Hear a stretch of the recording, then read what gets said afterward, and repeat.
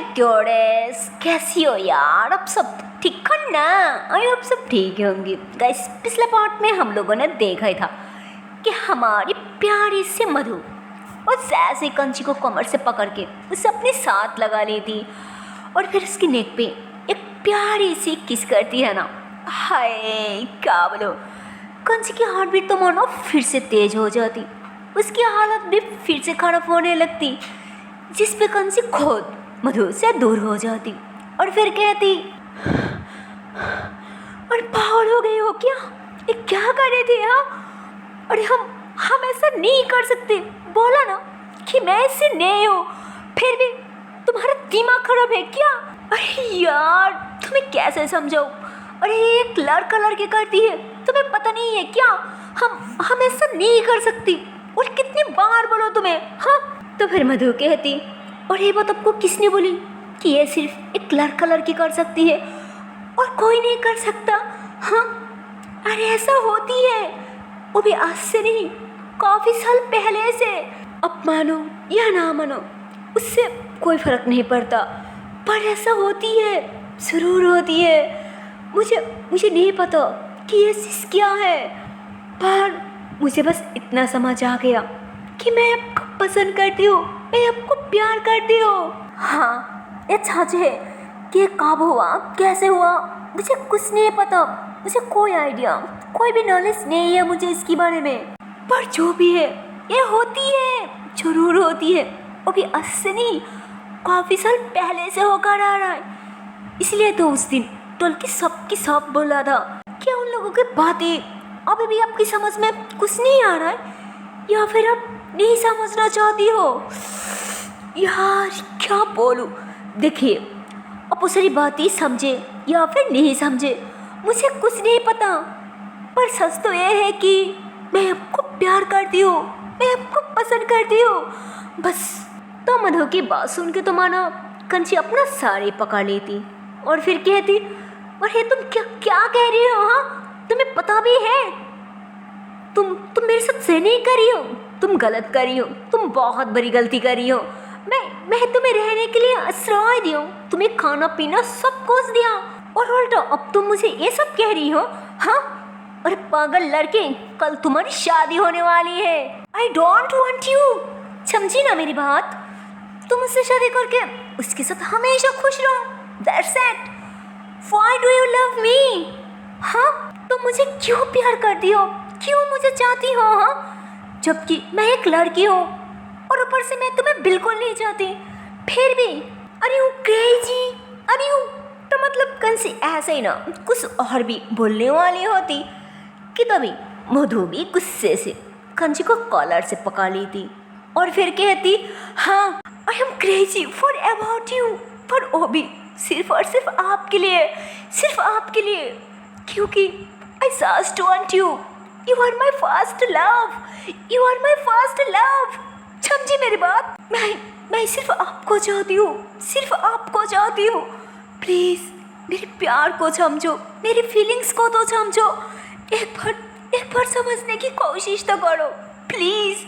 मैं आपकी हर बात मानूंगी, हर शर्त मानूंगी, आप जो बोलोगे ना वो सब कुछ करूंगी, पर प्लीज़ आप मुझे आपसे दूर मत भेजो। मैं सिर्फ आपके साथ रहना चाहती हूँ, किसी और के साथ नहीं। तो मधु ऐसे ना मनो रोते हुए पागलों की तरह उसे समझाने की कोशिश करती, काफ़ी ज़्यादा कोशिश करती, लेकिन कंची वो तो मानो कुछ भी नहीं समझ रही थी। पता नहीं क्यों कंची ऐसा कर रहा था। ऐसा नहीं था कि वो भी मधु को पसंद नहीं करती, लाइक नहीं करती, पर फिर भी वो ऐसा क्यों कर रहा था वो तो फिलहाल किसी को नहीं पता। खैर उसकी बात कंसी गुस्से से कहती, लगता है तुम ना सच में पागल हो, तुम्हारे दिमाग के अंदर ना सच में कमजोरी है, तुम सच में पागल हो यार, सच में पागल हो। हाँ, तो कंसी ऐसे बोलकर ना गुस्से से मधु के हाथों से ना अपनी कॉलर को छुड़ाती और फिर अपनी कॉलर को सही करते हुए कहती, चुपचाप सो जाओ। और ना तो मधु ऐसे ना थोड़ा हंसते हुए कहती, और ना क्या करेगी, मुझ पर हाथ उठाओगी या फिर खुद के घर से मुझे धक्का दे के निकाल दोगी? हाँ, बोलो क्या करोगे? चलो कोई ना, इतनी तकलीफ करने की कोई ज़रूरत नहीं, वो काम मैं खुद ही कर देती हूँ। हाँ, मैं खुद ही यहाँ से चले जाती हूँ। तो मधु की मुँह से ये बात सुन के तो मानो कंची एकदम से शॉक्ड हो जाती कि यार ये क्या कह रही है। नहीं नहीं नहीं, मैं ऐसा नहीं चाहती हूँ, मैं ऐसे नहीं चाहती कोई यहाँ से खुद ही कहीं चले जाए। मैं तो चाहती हूँ कि बस उसे एक अच्छा सा घर मिल जाए, एक अच्छा सा सुंदर सा पार्टनर मिल जाए जो शायद मैं कभी डिजर्व नहीं करती, मैं कभी डिजर्व नहीं करती।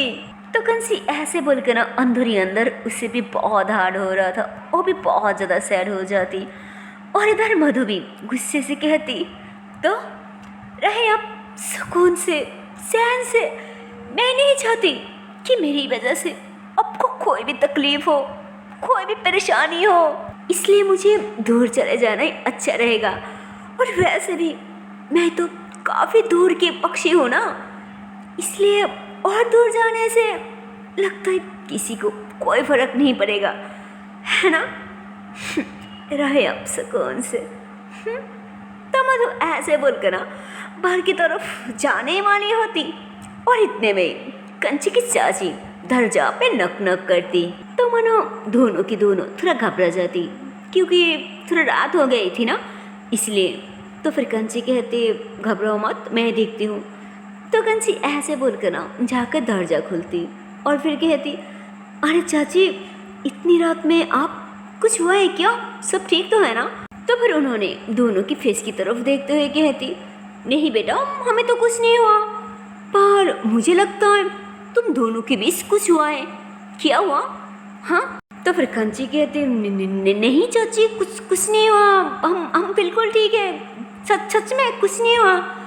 तो फिर मधु भी कहती, हाँ चाची, सच में हम दोनों के बीच कुछ नहीं हुआ, ओह बस मैं ऐसे ही यहाँ से चले जा रही हूँ, बस, और कुछ नहीं। तो मधु की बात सुन के तो मानो उसकी चाची थोड़ा शॉक्ड हो जाती कि यार इतने दिनों के बाद ये लड़की क्या कह रही है, मैं तो कुछ और ही सोचा था।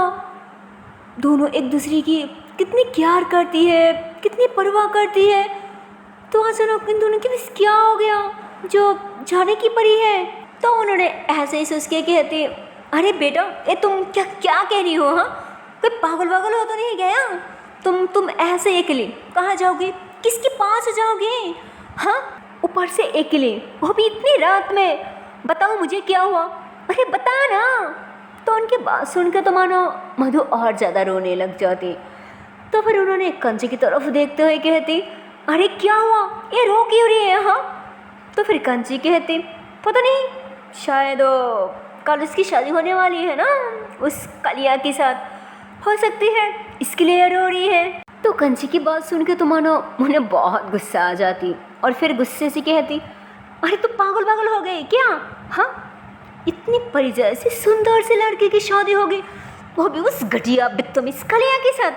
हाँ नहीं, अरे तुम मर गई है क्या जो उसकी शादी तू किसी और के साथ करना चाहती है? हाँ, और अगर तू उसे शादी नहीं करना चाहती, तेरे साथ नहीं रखना चाहती, तो एक काम कर, तू ना उसे मार ही डाल और फिर उसे काट के फेंक दे, वो भी बहुत अच्छा होगा, पता है। पर फिर भी उस बदतमीज कमीना कालिया के साथ उसकी शादी नहीं, मैं तो हरगिज नहीं होने दूंगी। एक अनाथ और असहाय मासूम लड़की की शादी, वो भी उस कमीना के साथ, कभी नहीं, किसी भी हालत में मैं नहीं होने दूंगी। उसकी ज़िंदगी हम ऐसे नहीं देख सकती, इसलिए उससे अच्छा कि उसे मार ही डाल। तो उनकी बात सुन के कंची कहती, चाची ये आप क्या कह रही है? हाँ, अब होश में तो हो ना, मैं क्या करूँ, मुझे कुछ समझ नहीं आ रहा और मेरे हाथ में कुछ नहीं है। अब सभी को मेरी हालत के बारे में सब कुछ पता है। ओ मुझे डिजर्व नहीं करती, ओह मेरा मतलब कि मैं उसे डिजर्व नहीं करती। अरे यार मैं क्या बोलूँ, देखिए अब अच्छे से देखिए, ये कितनी सुंदर है, बिल्कुल परी जैसी, राजकुमारी जैसी लड़की है, इसलिए उसे मुझसे भी ज़्यादा मानो कोई पैसा वाला, कोई अच्छा सा, कोई सुंदर सा इंसान डिजर्व करती है। अरे चाची अब क्यों नहीं समझ रही है? हाँ, मैं गरीब हूँ, मेरे पास फूटी करीब ही नहीं है, मेरे पास कुछ नहीं है। और अगर मैं उसे किसी भी तरह मान भी लूँ, फिर भी मैं उन लोगों को क्या जवाब दूंगी, कैसे समझाऊंगी कि हाँ मेरे पास कोई पैसा नहीं है। तो पता है वो लोग क्या करेगी, मुझे पीट पीट के मार डालेगी कि अगर तेरे पास कोई पैसा नहीं है तो उसकी जिम्मेदारी उठाने की ऐसे झूठी वादा क्यों की, क्यों बोला था कि उसकी सब कुछ तू अवॉइड कर सकती है, जबकि तू कुछ नहीं कर सकती, तेरे पास कुछ नहीं है। तो तब मैं क्या करूँगी बताइए, अरे बताइए ना कि तब मैं क्या करूँगी। तो कंसी ऐसे बोलकर ना अपनी सार पकड़ के वहीं पे खड़ी हो जाती। तो कंसी की बात सुन के तो मानो मधु अब और जोर जोर से रोने लग जाती, जिस पे कंसी गुस्से से कहती, ए लड़की चुप, एकदम चुप। सुना ना उस दिन वो लोग क्या बोल रही थी, क्या समझा रही थी। हाँ अगर यहाँ पे रहना है तो उन लोगों की बात मान के चलना होगा, आया बस समझ में। तो कंसी की बात सुन के उसकी चाची कहती, बेटा जो होगा वो बाद में देखा जाएगी, पहले तो उसे शादी तो कर ले, हाँ फिर देखना कोई ना कोई रास्ता जरूर निकलेगी, जरूर। तो फिर कंसी कहती, नहीं चाची मैं ये नहीं कर सकती, उससे शादी मैं कभी नहीं कर सकती, कभी नहीं। तो कंसी ऐसे बोल के ना चुपचाप सीधा होकर खड़ी हो जाती है ना, ऐसे ही दूसरी तरफ घूम के, जिस पे उसकी चाची को तो मानो बहुत ज़्यादा गुस्सा आ जाती और गुस्से से एक छुरी ला दी थी और कहती, तो ये ले छोरी, और बोला था ना कि उसे काट काट के फेंक देना, तो अब तो वही कर, उसे उस घटिया कलिया के साथ शादी होने से पहले उसे मार डालना, छस में मार डाल। अरे उससे कम से कम इस लड़की की सारी जिंदगी तो सुधर जाएगी ना, सारी जिंदगी के लिए बच जाएगी, इसे कोई तकलीफ कोई दर्द कुछ नहीं सहना होगा, क्या बोलूँ तुझे। हाँ तो उन्होंने ऐसे बोल के ना रोते हुए या गुस्से से वहाँ से निकल जाती। और इधर मधु को तो मानो कुछ ना कुछ जरूर फील हो रही थी, वो समझ रही थी कि कंसी मुंह में बोले या ना बोले, पर अंदर ही अंदर तो वो बहुत पसंद करती है, पर शायद वो लोगों की शर्त की वजह से वो कुछ भी ऐसे मान नहीं रहा है, किसी को शायद बता भी नहीं पा रहा है। तो मधु ऐसे ही सुस्के ना रोते हुए वो ऐसे ही ना मानो बेड पे बैठ जाती, और कांची वो तो मानो गुस्से से उस छुरी लेकर ना मधु की तरफ बढ़ने लग जाती, जिस पे तो भाई मधु बहुत ही ज़्यादा घबरा जाती, और घबराते हुए ना वो ऐसे ही पीछे की तरफ झुकने लग जाती, और कांची उस छुरी को हाथ में लेके आगे बढ़ते हुए बिल्कुल मानो मधु के फेस के पास जाके दूसरी तरफ फेंक दी थी, और ऐसे ही ना मानो झटक से उसके हाथ पकड़ के ना घर से बाहर की तरफ खींचते हुए ले जाने लगती, जिस पे तो मधु बहुत ही ज़्यादा रोने लग जाती, चिल्लाने लग जाती कि छोड़ो मुझे, छोड़ो, कहाँ जा रही हो, मुझे नहीं जाना, मुझे नहीं जाना, छोड़ो मुझे, छोड़ो। अरे मैं बोल रही हूँ ना कि मुझे यहाँ से नहीं जाना, छोड़ो मुझे, छोड़ो, मैं नहीं जाऊँगी, मैं नहीं जाऊँगी, मुझे यही रहना है, मुझे आपके साथ रहना है। पर हमारी कंची जी वो तो मानो मधु की कोई भी बात नहीं सुन रही थी, नहीं मान रही थी, वो बस पागलों की तरह खिंची जा रही थी, खिंची जा रही थी, वो भी ज़ोर ज़ोर से, जिस पे तो मानो मधु कई बार नीचे गिर भी जाती, बैठ भी जाती, पर फिर भी वो ज़बरदस्ती कर रही थी, और ज़बरदस्ती उसे खिंची ले जा रही थी, खिंची ले जा रही थी। और ऐसे ही जाते जाते फाइनली वही जगह पे जाके एकदम से रुक जाती, मतलब जहाँ पे मधु से पहली मुलाकात में हक किया था ना, वो कुछ गुंडे लोगों के हाथों से बचने के लिए, वो भी बिना जाने बिना पहचाने, मानो वही जगह पे। तो मानो कंची वहाँ पे जाने के बाद मेन रास्ते की तरफ इतनी ज़ोर से मधु को धक्का दे देती है ना गुस्से से, और फिर कहती, चुप, एकदम चुप, और एक लफ्ज़ भी नहीं, मैं तुम्हारे मुँह से और एक लफ्ज़ भी नहीं सुनना चाहती हूँ, समझे तुम। ये लो तुम्हारे लौटने की रास्ता, मुझे लगता है तुम इसी रास्ते से आई थी, इसलिए अब तुम इसी रास्ते से वापस लौट जाओ, या फिर तुम यहाँ रह के उस कलिया को शादी भी कर सकती हो, पर वो सिर्फ और सिर्फ तुम्हारा मर्जी, उससे मेरा कोई भी लेना देना नहीं है, समझे तुम? अब चलो निकलो यहाँ से। और मैं कभी तुम्हारा ये शक्ल भी नहीं देखना चाहती हूँ, इसलिए तुम्हें अच्छे से समझा रही हूँ कि चले जाओ यहाँ से। तुम मेरे सामने कभी मत आना, मतलब कभी नहीं। हाँ। तो कंसी ऐसे बोलकर ना दूसरी तरफ घूम के खड़ी हो जाती। और इधर मधु, वो तो मानो रो रो के बुरी हाल हो रहा था उसकी। तो ऐसे ही ना रोते हुए अपने दुपट्टा को सही करती, क्योंकि वो काफ़ी बार गिर गई थी ना, इसलिए मानो उसकी दुपट्टा भी गिर गई थी। तो ऐसे ही ना अपने दुपट्टा को सही करती और फिर कहती, मैं कहाँ और किसके पास जाऊँ? तो मधु की बात सुन के कंची और ज़्यादा गुस्से से कहती, तुम्हें जहाँ जाना है तुम वहाँ जाओ, जहन्नम में जाओ, बाहर में जाओ, पर फिर भी तुम यहाँ नहीं रह सकती, मेरे पास नहीं रह सकती। चले जाओ यहाँ से, बोला ना चले जाओ। तो कंची की बात सुन के मधु और ज़्यादा रोने लग जाती और रोते हुए एकदम मासूम बच्ची की तरह ऐसे बोलती, आप मुझे निकाल दे रही हो? तो फिर कंची थोड़ा गुस्से से कहती, हाँ दे रही हो, निकाल दे रही हो, क्योंकि तुम्हारी वजह से मेरी लाइफ में जो सारी प्रॉब्लम क्रिएट हुई है ना, उस प्रॉब्लम से मैं निकलना चाहती हूँ, मैं बाहर आना चाहती हूँ। मुझे और सहा नहीं जा रहा है ये झूठी ड्रामा, इसलिए मैं तुम्हें अच्छे से समझा रही हूँ कि चले जाओ यहाँ से, चले जाओ मेरी लाइफ से। तो कंची की बात सुन के मधु रोते हुए कहती, मुझे निकाल के शायद आपको सुकून मिलेगी, आपको चैन मिलेगी, आपकी सारी प्रॉब्लम ख़त्म भी हो जाएगी, लेकिन मेरा क्या होगा?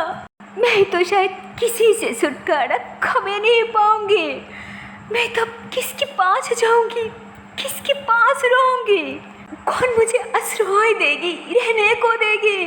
कौन देगी, कौन? तो मधु ऐसे बोलकर रोते हुए कंची की हाथ पकड़ ली थी और फिर कहती, अब कि ये हाथ जो मुझे एक बार नहीं कई बार मेरी जान बचाया, मुझे रहने के लिए आश्रय दिया, मेरे मुंह पे खाना डाला, वो हाथ, वो अच्छा सा इंसान मुझे ऐसे खुद के घर से नहीं निकाल सकती, नहीं निकाल सकती।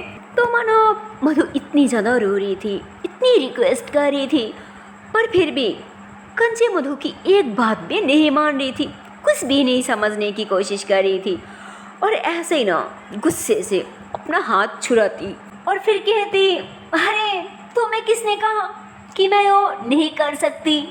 मैं वो सब कुछ कर सकती हूँ, ज़रूर कर सकती, वो भी एक बार नहीं पर बार कर सकती हूँ, समझे तुम मेरी बात? और अगर अभी भी मेरी बात तुम्हारा समझ में नहीं आया तो भी कोई बात नहीं, कोई प्रॉब्लम नहीं, फिर से एक बार अच्छे से समझ लो, फिर से एक बार अच्छे से जान लो। हाँ, क्योंकि मैं कोई अच्छी इंसान नहीं हूँ, मैं जानवर हूँ, मैं पापी हूँ, अरे मेरे अंदर तो कोई रोशनी भी नहीं है, मेरी हर तरफ सिर्फ अंधेरा है, अंधेरा है। और ये जो मेरा दिल है ना, यह भी मानो काफ़ी मजबूत पत्थर से बना हुआ है और ऐसे मजबूत पत्थर के बीच कभी कोई प्यार का फूल नहीं फूट सकता, कभी नहीं फूट सकता। अरे वहाँ पे प्यार, मोहब्बत, इमोशन का कोई वैल्यू ही नहीं है, समझी ना तुम? चले जाओ यहाँ से, मैं अच्छे से समझा रही हूँ, तुम चले जाओ यहाँ से और कभी मत आना यहाँ पे, समझी तुम? कभी नहीं, मतलब कभी नहीं आना। हाँ। तो कंसी ऐसे बोलकर ना काफ़ी ज़्यादा गुस्से से मानो इतनी रात में उसे अकेले छोड़ के वहाँ से चले जाती। और मानो पता नहीं क्यों कंसी इस वक्त इतनी ज़्यादा गुस्से में होती है ना, जो कि मानो एक बार भी पीछे की तरफ घूम के मधु की तरफ देखती भी नहीं। मानो कंसी इतनी ज़्यादा गुस्से में थी, पता नहीं क्यों उसके अंदर क्या चल रहा था वो तो शायद किसी को नहीं पता। असल में उसे प्रॉब्लम क्या था, सिर्फ पैसा की वजह से? कि अगर उसके पास काफ़ी सारा पैसा होती तो शायद उसे इतनी सारा प्रॉब्लम कभी फेस नहीं करना पड़ती। यार पता नहीं पैसा की प्रॉब्लम या फिर प्यार का प्रॉब्लम, वो तो कुछ नहीं पता था। खैर कंसी सीधा अपने घर पे आ जाती और घर पे आते ही वो तुरंत दरवाजा बंद करती, उसके बाद सीधा जाकर बेड पे लेट जाती है ना, ऐसे ही अपनी आंखें बंद करके। मतलब उसे नींद नहीं आ रही थी, मानो वैसे ही गुस्से से सैड होके ऐसे ही ना मधु के बारे में ही सोच सोच के आंखें बंद करके लेटी थी कि तभी उसे ऐसे लगती कि जैसे मधु से खाने के लिए बुला रही है, वो भी ज़ोर ज़ोर से, कि अरे बाबा ऐसे बाहर से आके सीधा लेट गई क्यों, जल्दी से उठिए और फटक से ये सारी खाना ख़त्म कीजिए। अरे जल्दी उठिए ना, क्या करिए। तो मानो मधु की उस आवाज़ मधु से इस तरह से उसे कस के हक्का रही थी, उसे झकाड़ के सो जाती, बदो बदो पे मस्ती खाना, ज़ोर ज़ोर से हंसना, चुप चुप के मुस्कुराना, उसे देखना, माउथ और गान की शोर सुन के उसे चिल्लाना। तो मानो कंची की कानों पे जैसे उसकी आवाज़ आती है ना, हाय क्या बोलो, पता नहीं उसे क्या ही हो जाता, और तुरंत बेड से उठ जाती और इधर उधर ना उसे ढूंढने लग जाती कि मधु मधु कहाँ हो तुम माँ। तो मानो वो जैसे फिर से भुलाने लगती है ना कि तभी उसे याद आ जाती कि अरे यार शिट, ये मैं भी ना, और उसे तो मैं कब के यहाँ से निकाल दिया, पर फिर भी अभी तक उसी की आवाज़ सुनाई दे रहा है। अरे यार मैं क्या करूँ। तो कंसी ऐसे बोल के ना थोड़ा पानी पी ली थी, उसके बाद फिर से जैसे लेटने वाली होती है ना कि तभी उसे उसी की परछाई, माना उसे उसी की इमेज दिखाई दी था। तो कंसी उस परछाई को देख के शॉक्ड हो जाती और घबराते हुए कहती, तुम कौन हो। तो मानो उसी की परछाई उस पे ही हंसने लग जाती और कहती लगता है तू सच में पागल है, अरे खुद को नहीं पहचान पा रही है तो तू कैसे इंसान है। हाँ, और हाँ एक बात ध्यान से सुन, तू अभी जो की उस बेचारी अनाथ मासूम बच्ची के साथ तो बिल्कुल सही नहीं की, तू बहुत बड़ी गलती की, बहुत बड़ी गलती। तो फिर कंची कहती, नहीं मैं कोई गलती नहीं की, मैं जो की वो बिल्कुल सही की। अरे ये अलावा मेरे पास और कोई ऑप्शन और कोई रास्ता भी नहीं था, तो मैं यार क्या करती। जिस पे उसकी परछाई भी थोड़ा गुस्से से कहती, क्या कोई ऑप्शन नहीं था। हाँ, अरे तेरे पास बहुत अच्छा सा बहुत सुंदर सा ऑप्शन था, वो भी उसे शादी करने के लिए, हमेशा उसे तेरे साथ रखने के लिए, पर तू ऐसा बिल्कुल नहीं किया। उल्टा क्या किया, उसे खुद के घर से धक्का दे के निकाल दिया। ये तूने बिल्कुल अच्छा नहीं किया। तो फिर कंची कहती, क्या मैं शादी करूं, वो भी उससे। अरे जिसे खुद के बारे में अभी तक कुछ नहीं पता, यहाँ तक कि उसे खुद के नाम में नहीं मालूम, तो ऐसे लड़की को मैं कैसे शादी कर लूँ। हाँ, और अगर मैं उसे किसी भी तरह शादी कर भी लूँ, उसके बाद जब उसे याददाश्त आ जाएगी और मुझे भूल जाएगी, तब उसे मैं कैसे याद दिलाऊं कि हमारी शादी कैसे हुई और कब हुई, हम दोनों कब से साथ में रह रही थी, और ऊपर से कितनी तकलीफ झेली। और अगर उल्टा वो मुझसे कभी भी क्वेश्चंस की कि मैं एक लड़की होके एक लड़की को क्यों शादी की, तब मैं क्या बोलूँ, क्या जवाब दो उसे। बोलो क्या बोलूँगी तब, बोलो जवाब दो। कि तभी उसकी इमेज कहती बोला ना कि तू पागल है, तू सच में पागल है। पता है तेरी एक गलत डिसीजन की वजह से बाद में क्या होगा ना होगा वो सब सोच सोच के उसकी ज़िंदगी तू ऐसे कैसे अंधेरे में दखल सकती है। हाँ, हो सकती है वो किसी गलत इंसान के पास चले जाए, कोई बुरा इंसान के हाथ लग जाए और उसे कोई धंधा पे बैठा दे, तो तब तू क्या करेगी, तब तू सुन के भी कुछ नहीं कर पाएगी। तो उसके मुंह से ऐसी बात सुन के तो मानो पता नहीं उसे क्या से क्या हो जाती और जोर से चिल्ला दी थी कि नहीं नहीं नहीं नहीं, ऐसा नहीं हो सकता, मैं तो हमेशा उसकी भलाई चाह, उसका बुरा नहीं, उसके बुरा नहीं। तो कंसी ऐसे बोल के ना बहुत ज़्यादा रोने लग जाती कि तभी उसकी इमेज कहती, हाँ आई बड़ी उसकी भला चाह, अगर उसके साथ कुछ भी गलत हो जाए ना तो उसकी ज़मींदार तू होगी, सिर्फ तू। और असली बात यह है कि तब तू चाह कर भी कभी खुद को माफ नहीं कर पाएगी, कभी नहीं, समझी तू।